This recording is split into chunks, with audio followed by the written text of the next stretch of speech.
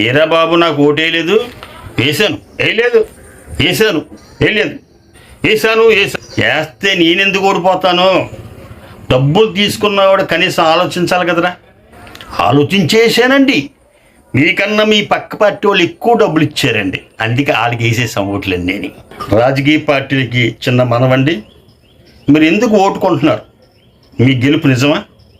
అసలు ఓటు హక్కు భారత రాజ్యాంగం ప్రజాస్వామ్యంలో ఉచితంగా కల్పించిన ఓటు హక్కుని ఆడు అమ్ముకుంటున్నాడు. ఆడే కొందేస్తున్నాడా? అటువంటి ఓటుని అన్ని రాజకీయ పార్టీలు కొంటమే. ఒకడు 1,000 కొంటాడు, ఒక 2,000 కొంటాడు, 3,000 కొంటాడు. ఇలాగా ఓటుని అంగడిలో ఒక బేరం పెట్టి మీరు కొంటున్నారు కాబట్టి ఆడు అమ్ముతున్నాడు. ఎవడో కొనకండి, ఆడు ఓటేస్తాడు.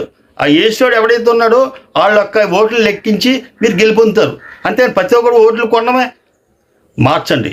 రాబోయే తరాల కన్నా మార్పు ఇచ్చేలాగా ప్రయత్నించి ఓట్లు కొనకండి. వాళ్ళు వేసిన ఓట్లు ఏదైతే ఉంటాయో వాటిని లెక్కించి మీరు గెలవండి.